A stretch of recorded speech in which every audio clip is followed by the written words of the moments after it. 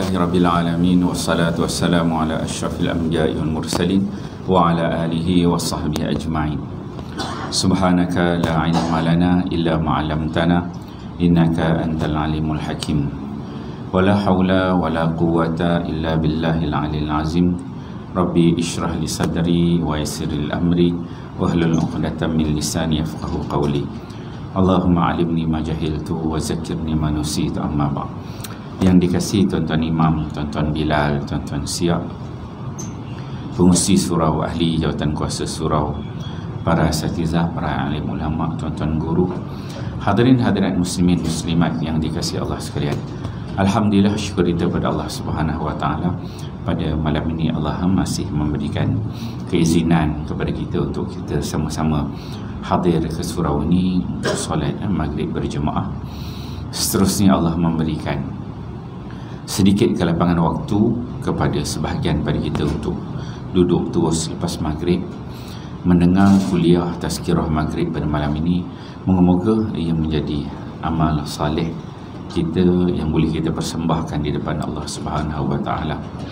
Syukur kita kepada Allah yang telah memberikan kepada kita berbagai-bagai nikmat, yang mana andainya ingin kita hitung dan kita kira nikmat yang Allah berikan itu, niscaya kita tidak mampu menghitungnya. Wa in ta'uddu ni'matallahi la tuhsuha. Dan sekiranya kamu nak hitung nikmat Allah, niscaya kamu tidak mampu menghitungnya. Nikmat keselamatan, rakan-rakan kita, sahabat kita ni di Gaza sana tak selamat, dia tak dapat duduk dalam suasana ilmu begini kan. Bukan nak menuntut ilmu, nak hidup, air tak ada, api tak ada, segala-galanya kan. Menunggu bom turun, kumpulah, tunggu bom turun, peluru-peluru sampai kan. Allah Rabbi, kita duduk di sini dalam suasana yang alhamdulillah penuh ketenangan, tenang kan, berada di raudhatun min riyadil jannah, berada di taman daripada taman-taman syurga Allah Subhanahu wa taala. Mereka duduk kat Gaza tu tunggu bom semua, rasa macam duduk dalam neraka kot kan. Risau kan. Allah Rabbi. Jadi kita sama-sama doakan sahabat-sahabat kita di sana diberikan kekuatan oleh Allah Subhanahu wa taala. Dia satu benda yang subjektif, yang Allah beri kepada orang-orang yang dia hendak. Itu kekuatan. Kuat ni dia satu benda yang subjektif. Kuat dengan tak kuat dia subjektif. Kita bukan nampak benda kuat tak kuat. Kalau kita tidur malam, nak bangun pagi tu, tidur, nak bangun pagi, nak qiyam ke, nak sembahyang subuh ke, bangun sembahyang subuh, dia perlu ada kekuatan. Kerana orang badan sadar, angkat besi, boleh panjat bukit, cycling sana sini, tapi nak tarik selimut tu, nak angkat selimut tu tak mampu kan. Kuat tu ya, anugerah Allah Subhanahu wa taala, kemampuan itu.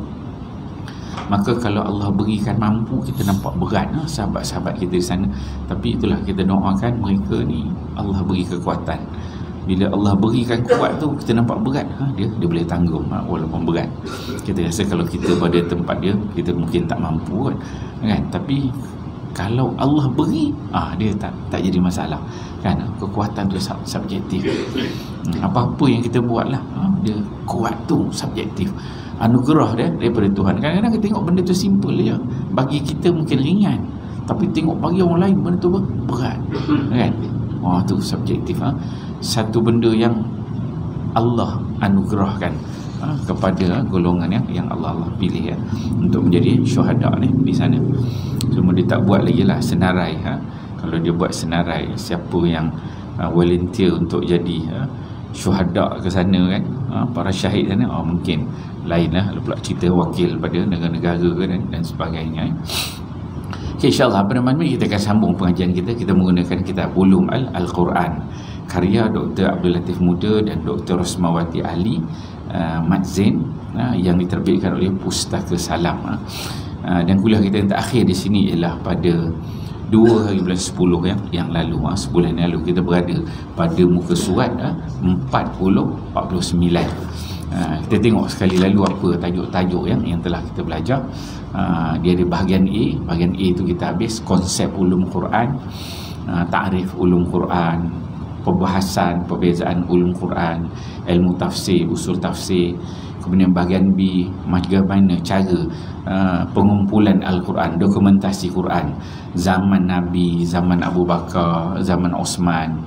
Kemudian dia buat penambahbaikan pada tulisan Al-Quran, disebut sebagai resam Osmani. Kemudian masuk kepada kepentingan menjaga Al-Quran, kepentingan menjaga Al-Quran. So kita berada pada bahagian B tu yang di akhir. Di akhir kita masuk malam ni tajuk kepada topik yang kedua, iaitu kelebihan membaca Al-Quran. Sikit lagi ni kita nak habiskan bahagian yang kedua. Tengok kata pengarang, dia kata, orang yang selalu membaca Al-Quran demi mencari keridhaan Allah akan diberi kelebihan yang tinggi, sama ada sewaktu hidup di dunia ataupun di akhirat. Kata pengarang, dia kata orang yang selalu membaca Quran, maksud sini membaca, baca je. Dia kalau kita dapat hafal tu, maksudnya level lagi tinggi lah. Maksudnya level yang Allah letak ni level yang semua orang boleh. Dia bukan nak level yang tinggi. Dia mula start daripada baca, kemudian boleh hafal, kau boleh faham, tadabbur, kemudian amal, kemudian sampaikan. Kan dia banyak level tu. Level paling rendah tu level baca je, kan? Baca tanpa faham, kan? Kalau Arab ni maksudnya baca dia kena faham. Tapi level kita ni baca tak faham, kan? Dia bukan bahasa kita, kan? Maksudnya nak faham tu kita kena tengok terjemah lah pula. Maksudnya level paling rendah setakat kita baca je, kan?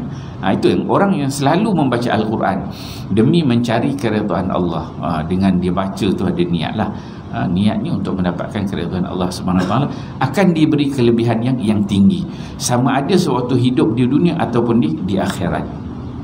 Kalau tuan-tuan pergi dekat Google ni pun Yahudi punya juga, cakap sikit je kan, kita kena beriman balik dengan Yahudi, kan?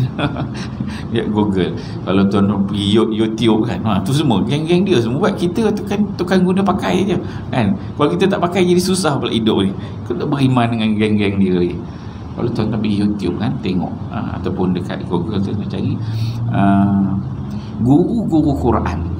Guru Quran ni orang kampung biasa je, macam kita lah, orang kampung marhain biasa.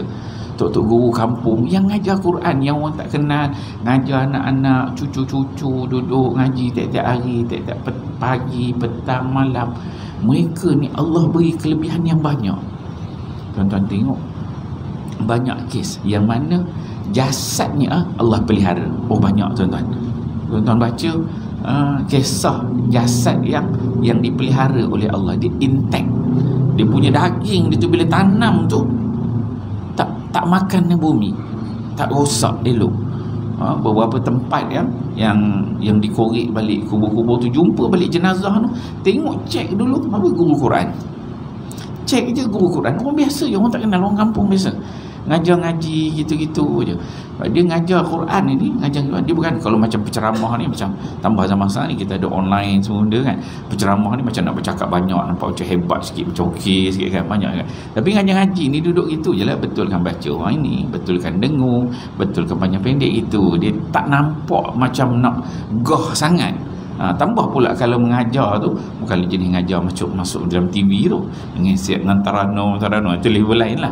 Ini orang kampung biasa ngajar budak-budak ngaji semua tu, besok anak tu tak henti-henti, memang hidup dia tu dengan Quran.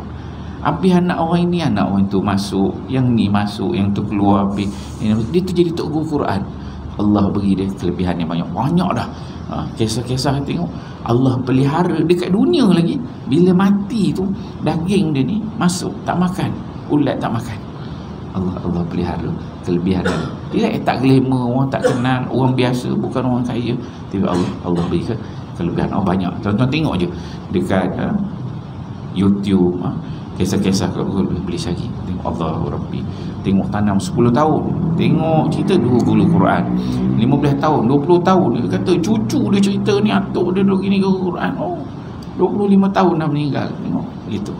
Bila korek nak pindah je, kadang hujan, banjir, tengok keluar balik je jenazah dia. Allah Rabbi, itu nikmat yang Allah berikan, kelebihan yang tinggi, sama ada sewaktu hidup di dunia ataupun di akhirat. Di akhirat lagi lah, iqra'ul Quran fa innahu ya'ti yaumal qiyamah syafi'an li ashabi. Oh ni dia punya Allah sebut, Nabi sebut perkataan itu, dia jami' manik. Arab ni kata jami' manik, dia merangkumi semua sekali. Dia jami' manik, jami' tu dia kumpul manik ke kepelbagaian tu dia sekali. Maksudnya Iqra'ul Quran, baca je Quran tu, fa innahu ya'ti yaumal qiyamah syafi'an li ashabi. Baca Quran, Quran tu akan datang pada hari akhirat sebagai syafaat pada orang yang baca dia. Syafi'an li ashabi. Hadis riwayat Muslim. Baca je, tak ada nak suruh tadabbur ke, tak. Level yang paling rendah aja. Lepas tu jadi syafaat. Maksudnya Nabi sebut tu, Nabi beri peluang bagi golongan orang baca Quran ni, bukan maksudnya kita katakan dapat untuk jadi syafaat tu hanya orang yang hebat, orang yang power, orang yang alim, tak. Orang biasa je. Iqra'ul Quran, kita lah orang biasa je, kita baca. Tak ada lah nak apa-apa kat jadi kita jadi tok guru. Maksudnya kita ada ruang, ada masa. Pagi baca, lepas zuhur baca, lepas asar baca, malam kita baca, sebelum subuh ada waktu kita baca je. Kan? Level baca, level paling rendah. Kalau taksonomi, kalau kita belajar taksonomi orang pendidikan ni, membaca ni paling rendah lah, kan 3M, membaca, mengira 3M itu. Okay. Keutamaan membaca Al-Quran antaranya ialah satu, menjadi manusia terbaik, kata pengarang dia tu, di mana orang yang belajar dan mengajar juga mengkaji Al-Quran termasuk kalangan orang yang mulia dan terbaik di sisi Allah Subhanahu wa taala. Hal tersebut sebagaimana hadis daripada Uthman bin Affan radhiyallahu anhu daripada Rasulullah sallallahu alaihi wasallam, khairukum man ta'allama al-Qur'ana wa 'allama. Maksudnya sebaik-baik kamu orang yang mempelajari Al-Quran dan mengajarkannya kepada orang lain.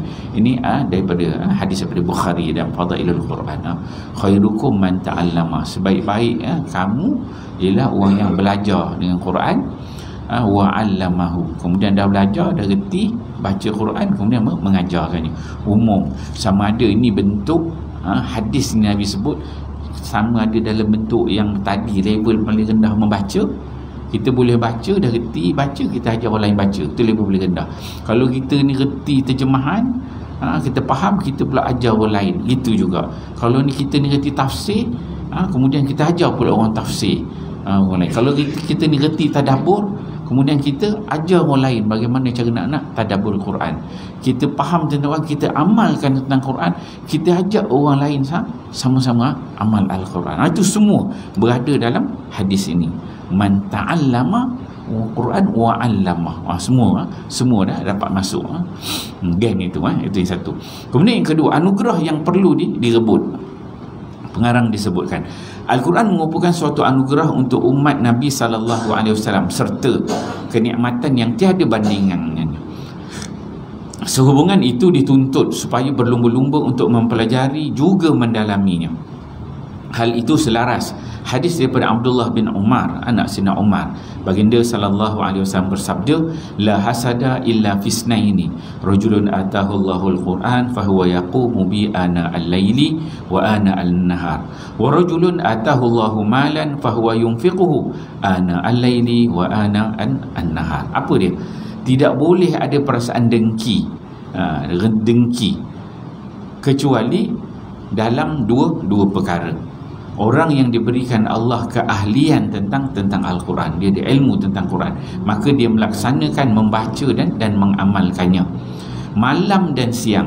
Dan seseorang yang diberikan oleh Allah kekayaan, yakni harta, maka dia nafkahkan sepanjang hari dan malam, sepanjang siang dan malam. Hadis riwayat Bukhari.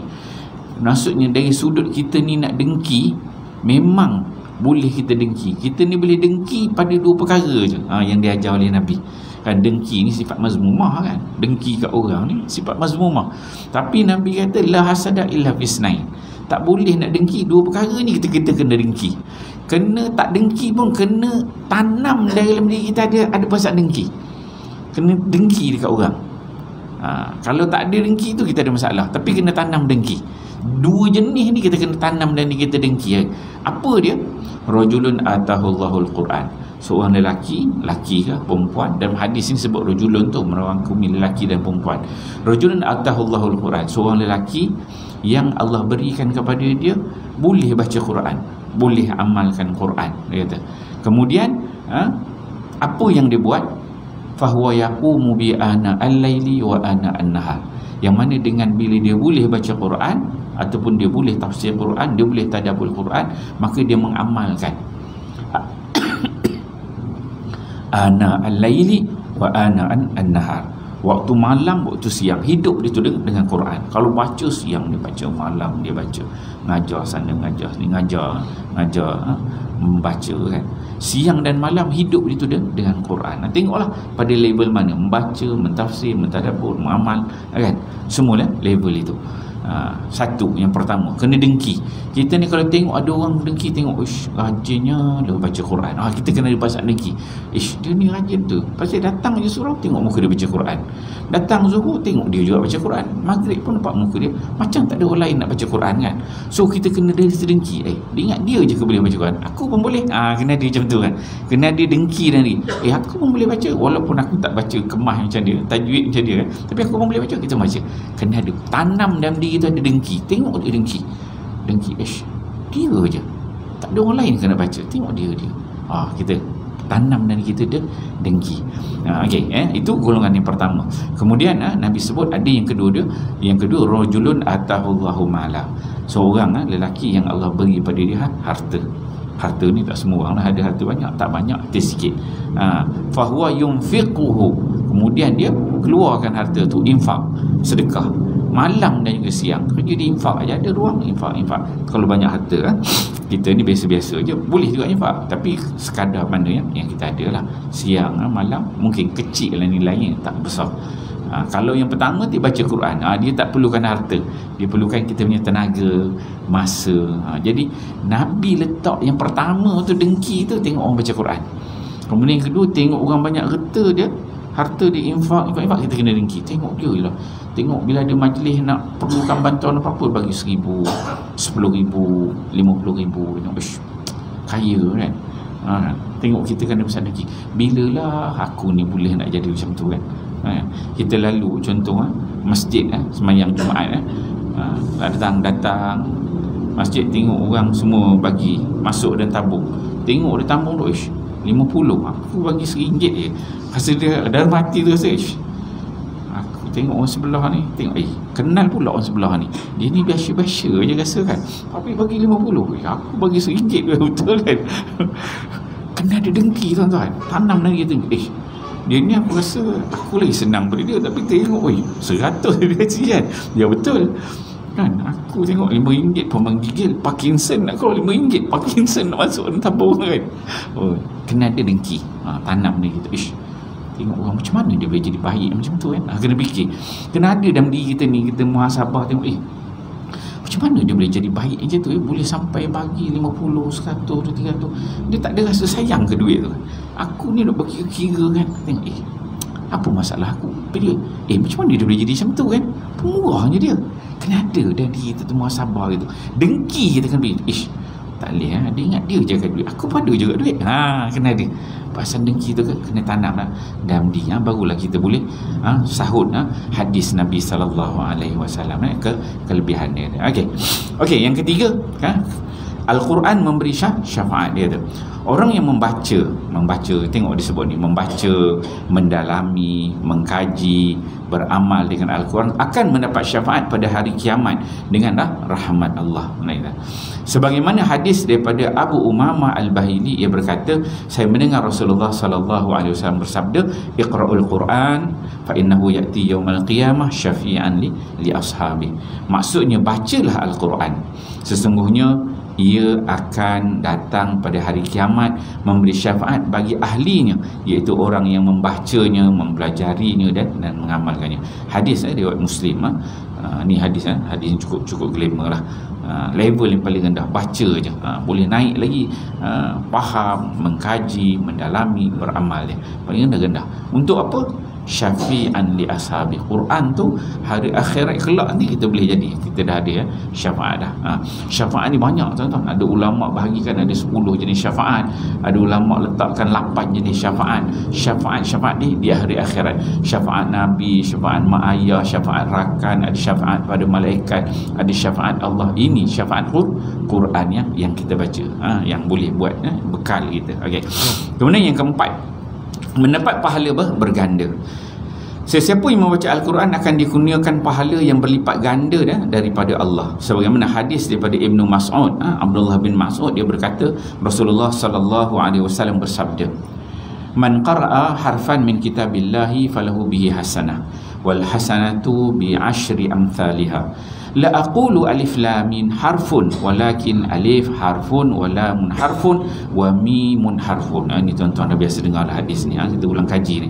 Maksudnya sesiapa yang membaca satu huruf daripada Al-Quran, maka untuknya satu kebaikan, dan satu kebaikan dilipat ganda dengan 10 kali ganda. Daku tidak mengatakan alif lam mim satu huruf, akan tetapi alif adalah satu huruf, lam satu huruf, dan mim itu satu huruf. Hadis Tirmizi dan Fadailul Quran. Ini disebutkan sebagai pahala tu berlipat ganda. Kalau kita sebut Bismillahirrahmanirrahim, dah ada tu 17 huruf dah. 17 kali 10 170. Tengok dia punya banyak tu. Cuma kita tak nampak je lah. Akhirat kelak besok pun kita tengok, tengok bila ketika mana catatan amal kita dibuka, tengok ini yang aku baca-baca Quran dulu ni. Tengok dia saham dia tu kan. Tapi dan Quran Allah Ta'ala pun yudha'ifu liman yasha'.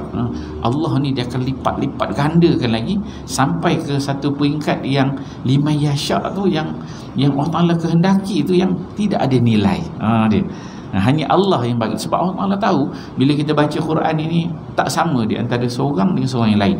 Susah kita baca tu. Jadi bila susah kita baca tu, Allah akan lipat ganda, lipat lagi. Okay. Kemudian yang kelima, dihimpun bersama para malaikat dia tu. Orang yang sentiasa mendampingi dengan Al-Quran pada hari akhirat nanti akan dikumpulkan bersama para malaikat yang mulia. Selaras hadis daripada Aisyah radhiyallahu anha, dia berkata Nabi sallallahu alaihi wasallam bersabda, "Al-mahiru bil Qur'ani ma'a safaratil kiramil bararah wallazi yaqra'ul Qur'ana wa yatatatta' fihi wa huwa alaihi syaqqun lahu ajran." Maksudnya orang yang membaca Al-Quran dan dia mahir dalam membacanya, maka dia dikumpulkan bersama para malaikat yang mulia dari lagi berbakti. Allah ni dia dicipta satu jenis malaikat, namanya malaikat safaratil kiramil bararah. Para ulama sebut dia Quran tu daripada Allah. Allah letak dekat Lauhul Mahfuz. Dekat Lauhul Mahfuz tu lagi ada dah. Nama malaikatnya safaratil kiramil bararah. Safir ni duta, bahasa kita Arab, safir dia duta kepada Quran, kan? Safaratil kiramil bararah. Allah cipta ada satu jenis malaikat nama dia safaratil kiramil bararah, yang kerja malaikat tu dia menjaga Quran dekat Lauhul Mahfuz. Kemudian Quran tu letakkan dekat langit dunia, dekat langit yang ketujuh, Baitul Izzah pun ada malaikat tu dia menjaga. Safaratul kiramil bararah, dia menjaga kesucian Al-Quran.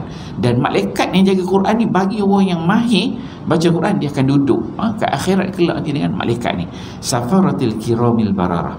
Sedangkan orang yang membaca Al-Quran dan dia masih tersekat-sekat, wahwa yatatatta', ni sangkut lah, nak baca kan, sangkut dan merasa berat dalam membacanya, maka dia mendapat dua pahala.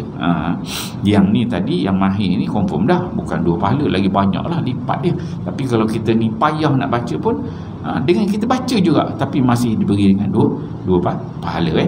Hadis riwayat Muslim. Habis dah bahagian yang kedua. Ujung tu cerita tentang fadilat, kelebihan-kelebihan Al-Quran. Dan kita masuk bahagian C. So pengarang ni, kita tengok balik biar kita nampak kitab yang kita baca ni dibahagikan kitab ni kepada beberapa bahagian. Bahagian A yang pertama, konsep ulum Quran. Bahagian B, cara pengumpulan Al-Quran. Kemudian bahagian C dia masuk i'jaz Al-Quran, kemukjizatan Al-Quran. Kemudian bahagian D dia masuk nasikh mansukh, ayat-ayat Quran yang ada, yang dipadam. Kemudian habis bahagian dia ada ada 4 bahagian.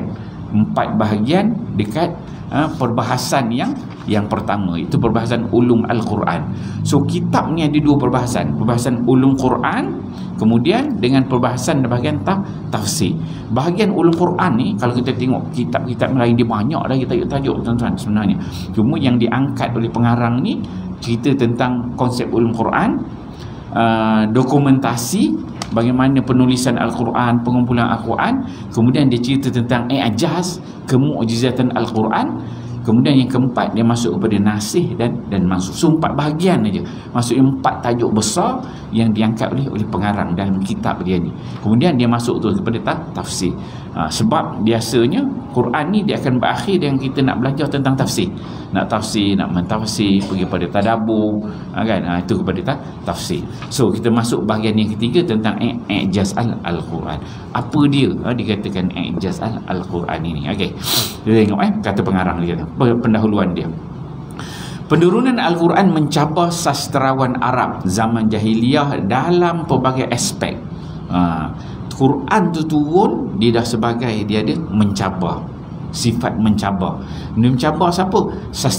Sastrawan Arab jahiliyah ni memang orang yang hebat dari sudut sastra, dari sudut qasidah, dari sudut syair, bahasanya tinggi, ketamudunan bahasa dia tinggi.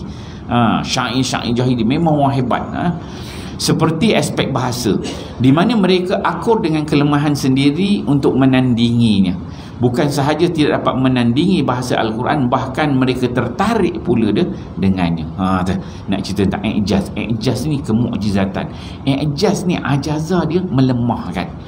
Jadi bila Quran itu turun, yang Arab tu pandai bahasa Arab semua, dengan bahasa Quran tu dia orang kalah semua. Tak boleh tengok, bila dengar ni, ini bukan kalam manusia. Sebab Arab ni, jahiliyah ni, walaupun dia pandai di sudut bahasa, dia tahu orang ni hebat dia gini, orang ni hebat bahasa gini, ini syair dia gini, ini begini. Dia tahu kehebatan orang masing-masing tu dengan bahasa-bahasanya. Tapi bila datang Quran dengan satu sirah, satu bentuk yang lain yang tak ada dalam qasidah syair-syair Arab, kan? Tiba-tiba dia datang dengan alif lam mim. Tak ada makna, kan? Tiba kita kan, contoh pantun kan, kata pantun Melayu lah, kita katakan Pulau Pandan jauh ke tengah, Gunung Daik bercabang 3. Kita dah nampak dia punya rima dia berapa kerat, 2 kerat, 4 kerat, sajak ke puisi. Tiba-tiba datang satu bentuk yang orang tak faham, alif lam mim. Lepas tu kita kata A B C, contoh lain macam, orang tak faham kan. Nabi pun tak terjemahkan sebab dia datang daripada Allah Subhanahu Wa Taala, dan dia pun disebut dengan nama Al-Quran, dengan bahasa Al-Quran. Dia tak sama, tak dikatakan Quran itu sebagai syair ke puisi, tak. Dia tu ada Al-Quran, kalam Allah. Dia berbeza dengan puisi-puisi yang dicipta oleh orang Arab jahiliyah. So dia punya level yang sendiri. Bila Arab dia dengar, dia kata ini bukan manusia punya bahasa ni. Ada seorang daripada Yaman, dia datang jumpa Nabi. Dia ni dekat Yaman, dia ni Tok Bomo besar. Dia datang jumpa Nabi SAW. Dia dengar lah dekat Mekah ni ada orang mengaku jadi Nabi, kan? Ada orang mengaku jadi Nabi, ada kelebihan begitu ini. Dia kata, aku rasa dia ni kena sampuk dengan syaitan ni, kata ni. Dia pergi, dia ni orang hebat lah. Dia pergi jumpa Nabi. Bila dia dengar Quraish, ini bukan kena sampuk ni, tu. Banyaklah yang Arab jahiliah dekat Mekah tu satulah pun memperakui tentang kehebatan Al-Quran. Justru para rasul datang beserta mukjizat masing-masing untuk mencabar umat mereka mengikut ilmu yang muncul pada sesuatu zaman. Ia selaras salah satu sebab utama Allah mendatangkan mukjizat kepada para rasulnya untuk melawan adat kebiasaan hidup mereka. Dan mukjizat Al-Quran ni dari sudut bahasa dia, daripada dulu Quran tu turun sampai hari ni, tak ada orang boleh sambut, kan? Maksudnya Nak cari orang cipta macam Quran tak boleh.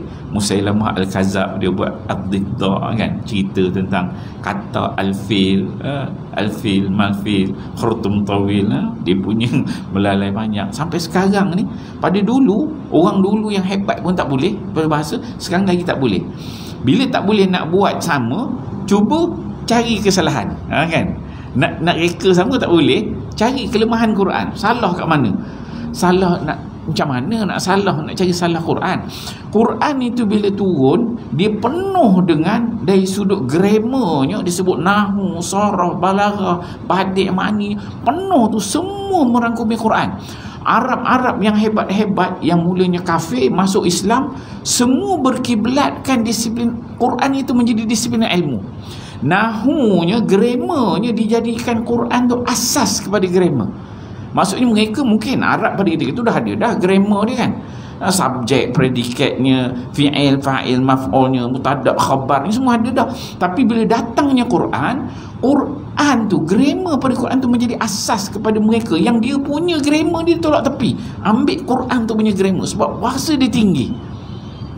Sebab itu bila Arab bila lepas zaman jahiliyah tu, zaman tabi'in, sampai hari ni, bila orang nak cari kelemahan Quran tu, nak asaskan kepada apa? Tak ada asas. Nak asasnya, orang dulu hebat pun ambil Quran tu sebagai sumber untuk tahu di sudut nahwu. Tak boleh nak dilawan. Okay. Erti kata lain, mukjizat bertujuan membenarkan dakwah yang dibawa, yang menyebabkan manusia tidak mampu melawannya, bahkan lemah untuk menandinginya. Mukjizat bertujuan membenarkan dakwah, apa yang Nabi bawa itu untuk dibenarkan, sehingga manusia tak mampu nak melawan dia. Kemukjizatan Al-Quran secara umumnya ada beberapa perkara, antaranya susunan ayat. So bila dia masuk ni, dia mulalah masuk di satu-satu. Dia kata kemukjizatan Al-Quran secara umumnya ada beberapa perkara. So mukjizat tu dia mula pecahkan, ada beberapa perkara. Dia kata antaranya disebutkan susunan ayat. Susunan ayat Quran tu pun ada mukjizat dia susunannya, bukan saja-saja susun. Ada mukjizat dia sebaliknya. Kemudian dan bahasanya yang mencapai puncak tertinggi. Kandungan ilmu pengetahuan, tentulah dalam ayat Quran tu dengan maknanya, dan ramalan yang diungkapkan, apa konten di sebalik ramalan-ramalan ayat-ayat Al-Quran itu telah terbukti kebenarannya. Segala aspek daripada dulu sampai hari ni orang kaji, mukjizat tu ada. Kalau dulu orang kaji, orang tak faham. Was-sama izatir raja. Was-sama izatir raja. Dulu orang baca, orang tak faham. Langit apabila dia kembali. Keliru. Ada seorang pensyarah tu disebutkan, masa saya belajar kat Ummul Qura tu, dia ceritakan tentang was-sama izatir raja. Dia berikan tafsiran yang bersifat semasa. Langit apabila dia kembali, setakat yang disebut, setakat yang ada data, maksudnya bagaimana dia boleh elaborate. Orang kaji sekarang ni sudut sains, apabila air tu naik ke atas, dia turun balik, kan? Air bila dia naik atas, dia jadi awan, turun jadi hujan. Hujan tu diserap balik, dia naik balik, kemudian dia turun balik. Was-sama izatir rajam. Dulu orang tak tahu, orang tak faham. Dulu orang baca gitu je lah. Dan sekarang ni pun banyak ayat Quran, bila kita baca tu memang tak faham, agak koma ni, tak ada makna dia. Tapi dengan pengamal sains tu, orang kaji pula air tu. Bila air was-sama izatir rajam, dia banyak berkait dengan air. Air ni satu dunia ni, rupanya dia punya kuantiti dia tu sama. Dia memang, kalau kita katakanlah air tu ada 100 liter, memang satu bumi tu 1 liter, contoh 1 liter. Dan air tu dia akan berubah ke tepi sini, ke sana, ke sini. Dia takkan bertambah lebih, cuma naik turun dekat tempat yang berbeza. Jadi banjir sana, turun sana sini. Orang buat kajian gitu. Masya Allah. So benda tu dia akan berlaku.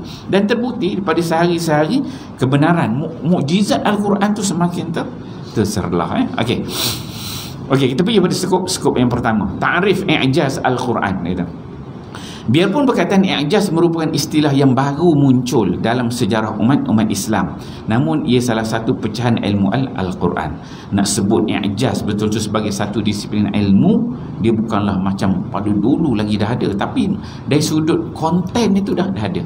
Macam orang belajar ilmu tajwid lah, mana orang belajar seluruh dia subjek tajwid Quran, tak ada kan. Orang belajar usul fiqh, tak ada. Orang belajar fiqh betul-betul. Tapi perkembangan ilmu tu berjalan, maka dia akan lahir disiplin ilmu yang baru. Begitulah bila Quran itu orang pecah-pecahkan, lahir satu disiplin ilmu yang membicarakan tentang i'jaz Al-Quran, kemukjizatan Al-Quran. Namun ia salah satu pecahan ilmu Al-Quran. Sudut sejarah telah menyaksikan bahawa bangsa Arab pada saat turunnya Al-Quran telah mencapai tingkat yang tinggi dalam bidang kefasihan bahasa dan balaghah. Dari sudut fasahahnya, dari sudut balaghahnya. Namun mereka tetap lemah untuk menyaingi Al-Quran. Walaupun hebat fasahahnya, balaghahnya, ketinggian bahasanya dengan ungkapan-ungkapannya, tapi nak menyaingi Al-Quran tu tak mampu. Okey.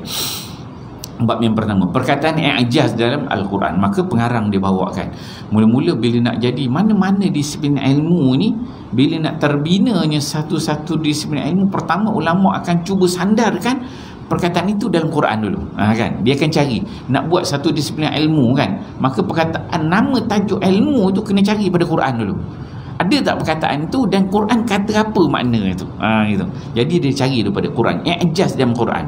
Kalimah ajaza yang digunakan dalam Al-Quran secara umumnya membawa kepada tafsiran sudut bahasa sahaja, kata pengarang. Contohnya sebagaimana firman Allah Subhanahu wa taala yang menyebutkan dalam surah Asy-Syu'ara ayat 171, illa ajuzan fil ghabirin, illa ajuzan fil ghabirin, kecuali seorang perempuan tua, isterinya yang termasuk dalam golongan yang tinggal. Illa ajuzan fil ghabirin, kecuali seorang perempuan tua. Tengok dia katakan ni tadi tafsiran sudut bahasa dulu umumnya. Illa ajuz ni dia lemah, orang perempuan tua yang lemah. Fil ghabirin, termasuk dalam golongan yang tinggal. Tengok, kita garis bawahkan perkataan ajuz tu. Ajuz itu seorang perempuan tua yang termasuk dalam golongan yang tinggal. Ajuz, ajaza tu memberi maksudlah tua ni boleh masuk seorang perempuan dia tua. Bila tua dah lah perempuan, betul dia tua, jadi dia ada sifat lemah. Tu yang pertama. Okey, yang kedua, firman Allah, qalat ya wailata alidu wa ana ajuzun. Qalat ya wailata alidu wa ana ajuzun. Surah Hud ayat 72. Dia, isterinya, berkata, sungguh ajaib, mungkinkah aku akan melahirkan anak padahal aku sudah tua. Ajuz, ajuz ni nampak sifat lemah, tua. Qalat ya wailata alidu wa ana ajuzun. Ini siri pada Nabi yang tak dapat anak, maka bila Allah mewahyukan satu hari nanti akan dapat anak, dia kata qalat ya wailata alidu wa ana ajuz, aku dah tua, boleh beranak lagi. Cerita para nabi Zakaria dan beberapa nabi ceritakan tentang ajuz, kelemahan, lemah. Kemudian yang ketiga, tengok kita garis bawahkan perkataan ajuz tu, lemah. Yang ketiga, firman Allah, qala ya wailata ajaztu an akuna misla hadzal ghurab fa uwariya sawata akhi. Terjemahan dia, Qabil berkata, guna kat sini, celakalah aku, dia kata, mengapa aku tidak mampu berbuat seperti burung gagak ini sehingga aku dapat menguburkan mayat saudaraku ini. Qalat ya wailata ajaztu, perkataan ajaztu, ya, kenapa aku tidak mampu. Nampakkan tidak mampu, lemah. Dia nak ambil perkataan ajaza tu, dia suruh bahasa dia bagaimana.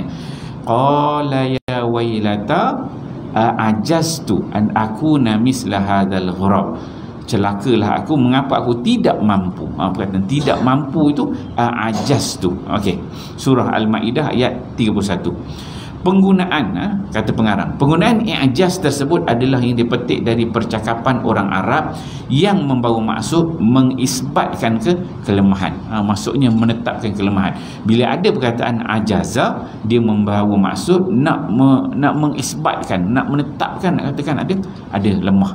Sifat lemah itu, di mana asal kelemahan di sini ialah menahan atau menegah dari melakukan sesuatu. Dia tak ada kemampuan untuk membuat itu, ada tegahan, kemampuan dia kurang, maka disebutkan sebagai ajazah. Secara keseluruhan daripada contoh tersebut, ada 3 contoh yang pengarang bawakan, menunjukkan kelemahan dari mengadakan sesuatu perkara. Lemah tak boleh nak buat sebagaimana gagak tu, bagaimana lemah tak boleh nak beranak, bagaimana lemah seorang tua termasuk golongan orang yang tinggal tak dapat pergi sama, kan?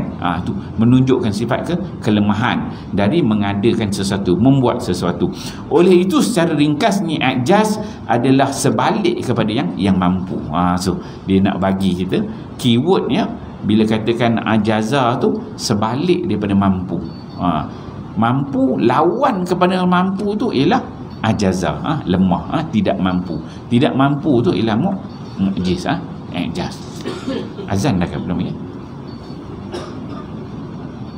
Nak azan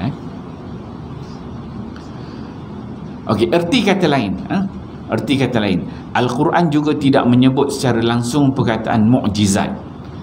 Tengok bila pengarang dia bawa tu, tapi dalam Quran ni kalau nak tengok secara direct, mukjizat tu tak ada, tapi dia datang kepada kata akar ajaza itu dulu supaya kita faham. Dia kata Al-Quran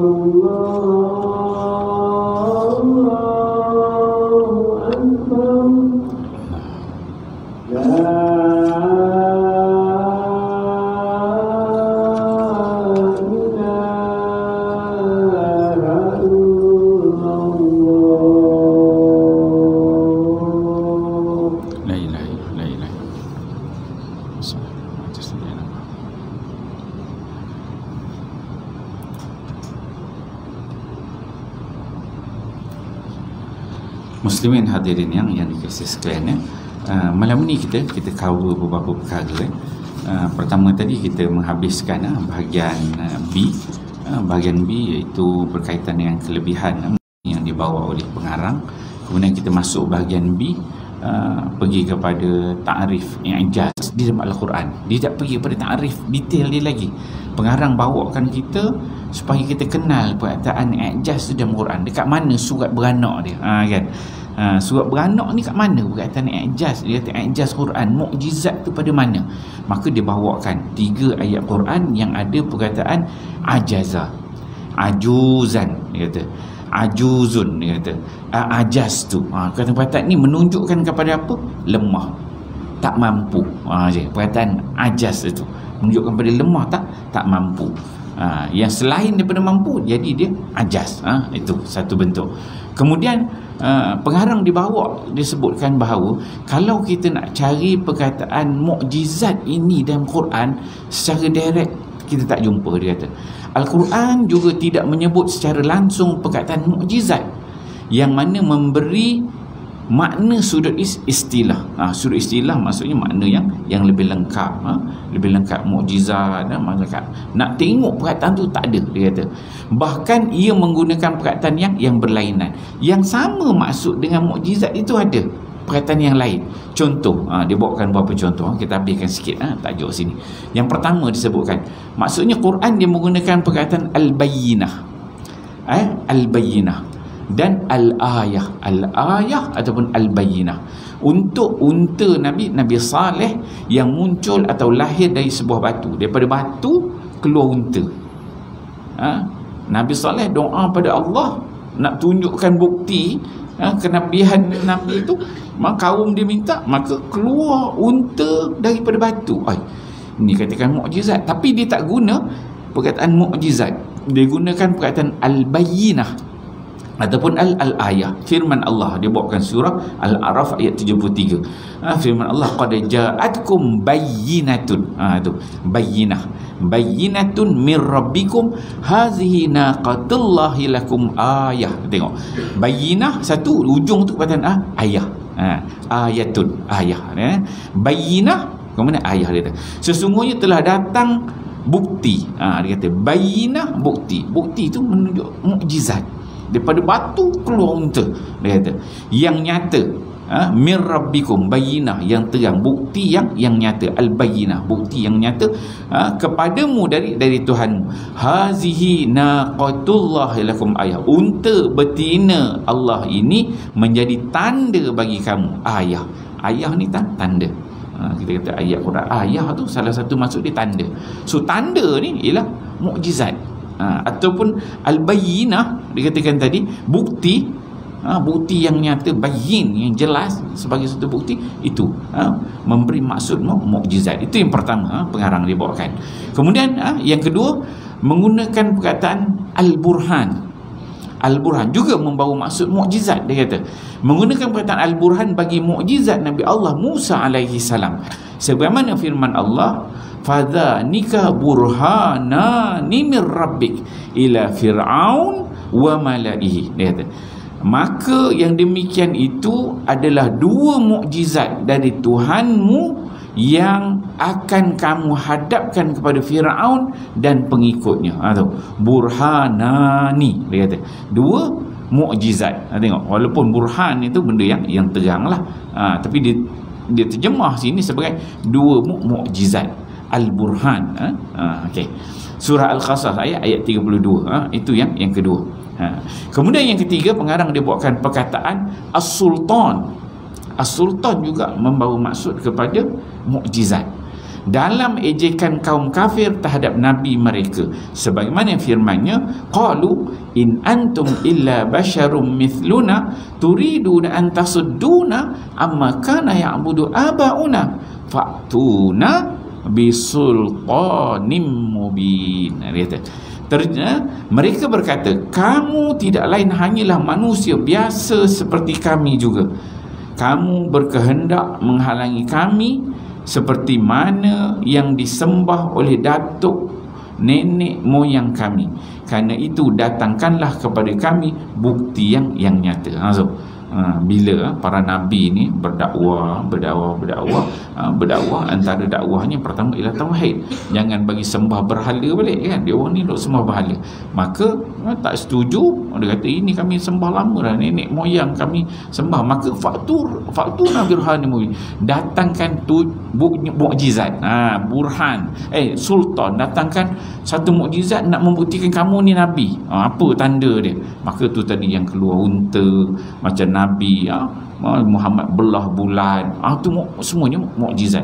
Sultan, dia kata sultan sebagai bukti yang nyata. Okey, sikit lagi. Itu surah Ibrahim ayat 10. Kemudian yang terakhir, justru dapat dirumuskan, kata pengarang, bahawa apabila kelemahan bangsa Arab telah terbukti, apabila kelemahan bangsa Arab telah terbukti, sedangkan mereka pakar dalam bidang bahasa dan sastra. Arab ni hebat, bahasa dan sastra memang hebat, tetapi apabila kelemahan bangsa tu terbukti, nampak hebat, tiba-tiba jadi lemah, tak boleh nak lawan Quran, dia kata. Maka terbukti pula lah kemukjizatan Al-Quran terhadap kaum selain mereka. Bagi kita lah, bagi kita orang Melayu, bukan orang Arab, orang Ajam, orang Wafidin, bukan Arab ni, orang luar, maka kita nampak, dapat kita bezakan. Arab ni hebat gitu, tiba-tiba datang Quran dengan bahasa lain dia tak mampu. Yang Arab ni duk dilawan gitu. Faktu bisultan al-bayyinah, dia kata al-burhan, suruh datangkan bukti-bukti kemukjizatan. Nak tengok. Okey, itu kita cover hari ni. So perkataan i'jaz dalam Al-Quran. Bagaimana pengarang nak bagi kita berkenalan dulu dengan perkataan-perkataan i'jaz dalam Quran dan perkataan lain yang sama makna membawa maksud mukjizat, iaitu al-bayyinah, al-ayah, al-burhan, juga as-sultan. Semuanya membawa maksud kepada mukjizat. Nanti insya-Allah kuliah kita akan datang, kita akan tengok bagi pada takrif i'jaz, bahasa, istilah, baru dia masuk bentuk-bentuk mukjizat dalam Al-Quran ini, insya-Allah. Auzubillahi minasyaitanirrajim. Bismillahirrahmanirrahim. Alhamdulillahirabbil alamin, wassalatu wassalamu ala asyrafil anbiya'il mursalin wa ala alihi washabihi ajma'in. Allahumma ja'al jam'ana hadza jam'an marhuma wa tafarruqana min ba'dihi tafarruqan ma'suma wa la taj'alillahu ma fina wa la ma'ana wa la man yattabi'una syaqiyya wa la matruda wa la mahruma bi rahmatika ya arhamar rahimin. Rabbana atina fid dunya hasanah wa fil akhirati hasanah wa qina adzabannar. Wa sallallahu ala sayyidina Muhammad wa ala alihi wasallam. Walhamdulillahirabbil alamin. Assalamualaikum warahmatullahi wabarakatuh.